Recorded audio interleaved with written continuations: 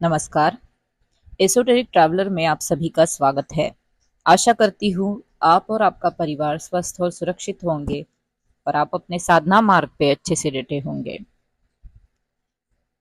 तो चलिए बढ़ते हैं आज के टॉपिक की ओर। आपको बता दूं, जब मैं छोटी थी तो मैंने कभी सोचा नहीं था कि आज जहां मैं हूं वहां मैं कभी पहुंच पाऊंगी। उम्र के 14-15 साल तो घर आंगन में खेलते हुए निकल गए। फिर टीनेज में थोड़ा थोड़ा समझ में आने लगा कि अगर मिडिल क्लास फैमिली से बाहर निकलना है तो सफल बनना होगा। बहुत सफल इंसान बहुत नाम शोहरत पैसा कमाते हैं, वैसे ही कुछ करना है। धीरे धीरे इन विचारों ने मेरे मन को गोल ओरिएंटेड बना दिया।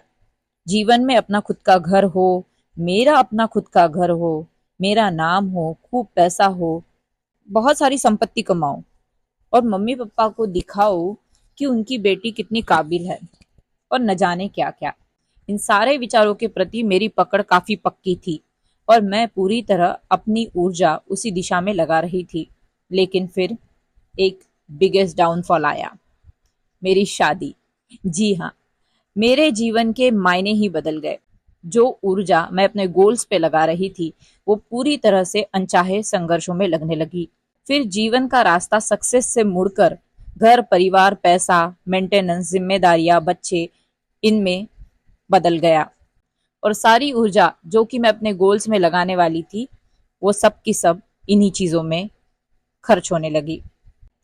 जब तक विपश्यना ध्यान नहीं सीखा था तब तक तो लग रहा था कि पहले वाली गोल ओरिएंटेड सक्सेस की चाह रखने वाली व्यक्ति और शादी के बाद संघर्षों में घिरकर जीवन धकेलने वाली व्यक्ति दोनों अलग थी, क्योंकि जीवन के दो अलग रूप ऊपरी तौर पर दिखाई दे रहे थे।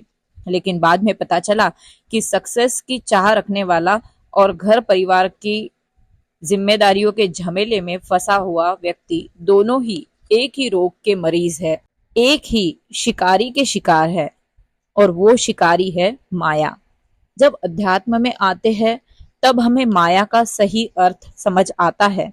उसके पहले तो बस सब मोह माया है, इसी वाक्य तक हमारी माया की डेफिनेशन जुड़ी रहती है। ध्यान सीखने से पहले जब मैं भारत में थी तो मैं निश्चित ही माया से ग्रसित थी। विपश्यना करने के बाद मुझे कुछ समय के लिए ऐसे लगा कि मैं तो माया से निकल गई हूँ। लेकिन जब मैं भारत से निकल आई और आज जब मैं अपनी आध्यात्मिक प्रक्रिया को देखती हूँ तो समझ आता है कि जन्म से लेकर मृत्यु तक जीवन में मनुष्य द्वारा किया गया हर कर्म केवल माया का ही रूप है, या फिर यूं कहे कि माया से ही फ्यूल्ड है हमारी सारी एक्टिविटी जो हम अपने रोज के जीवन में करते हैं। कोई भी सफर हो, पारिवारिक संबंध हो, प्रोफेशन का चुनाव हो या अध्यात्म में उतरना हो, सभी माया ही है।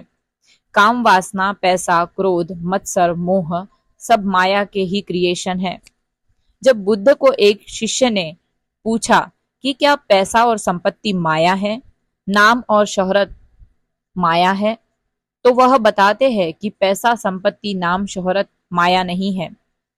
इनसे जो लगाव मनुष्य को होता है और मनुष्य को लगता है कि यही हमारे जीवन का सार है, इसके बिना तो कुछ होगा ही नहीं, यह माया है। मेरा इतना बड़ा घर है, इतनी बड़ी गाड़ी है, मेरे पास इतने जेवर है, सोना है, इतना बैंक बैलेंस है, यह जो पोजेशन की भावना हमारे अंदर घर करती है ना, यही माया है। इसीलिए जब हम मरते हैं उस वक्त अगर हम जागरूक नहीं हैं तो इसी माया के चक्र में हम फिर से खींचे चले जाते हैं। दूसरा व्यक्ति माया नहीं होता, उस व्यक्ति के प्रति हमारा क्रोध लगाव प्रेम ममता वासना शोक विषाद, यह माया है जो सत्य नहीं है लेकिन सत्य लगता है। इसीलिए माया से निकलना बेहद आवश्यक है। यह काम कठिन तो है लेकिन पॉसिबल जरूर है। और माया से बाहर आने का एक ही स्ट्रॉन्ग उपाय है, वो है ध्यान। क्योंकि ध्यान आपको उस अवस्था तक ले जा सकता है जहां से आप जो भी चीज आपके जीवन में जैसी है उसे वैसी की वैसी ही देख पाते हो। ध्यान साधने वाले व्यक्ति को माया का अंधेरा ऐसे ही ग्रसित नहीं कर सकता, लेकिन माया के खेल कई सारे हैं। ध्यान साधने वाले व्यक्ति को माया सिद्धियों का लालच देकर अपने मार्ग से परावृत कर सकती है। ऐसे में अगर साधक सावधान ना रहे तो मार्ग से भटक कर परास्त होने के चांसेस एक ध्यान साधक को भी फेस करने पड़ सकते हैं, जो माया का ही वार है। आज के वीडियो में मैंने आपको गोल गोल ना घुमाते हुए बहुत ही सीधे और सरल शब्दों में माया क्या है यह बताने का प्रयास किया है। आशा है कि वीडियो से आपको कुछ ना कुछ इंसाइट तो जरूर मिली होगी। अगर आपको चैनल पर दी गई मेरी सारी वीडियोस पसंद आती है तो प्लीज इसे जरूर जरूर शेयर करें।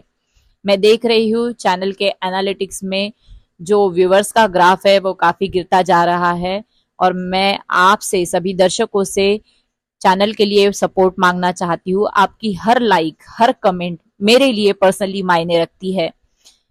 इससे यूट्यूब में तो कुछ फायदा नहीं होता है, लेकिन पर्सनली मुझे काफी मोटिवेशन मिलता है, और जो प्रयास मैं कर रही हूँ वीडियोस बनाने का वो काफी मैं कहती हूँ कि मेरी जो बिजी लाइफ चल रही है उसमें से मैं समय का, जो मेरा रात का आराम का समय होता है, वो निकाल कर मैं वीडियोस की स्क्रिप्टिंग कर रही हूँ और जो मेरे अनुभव है उसे आपसे शेयर कर रही हूँ।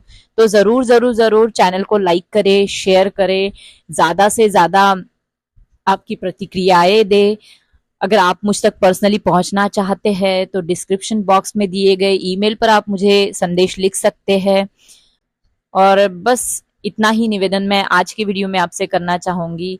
मैं आती हूँ एक नए वीडियो के साथ, नए टॉपिक के साथ। तब तक के लिए अपने और अपने परिवार का ख्याल रखें, स्वस्थ रहे, सुरक्षित रहे।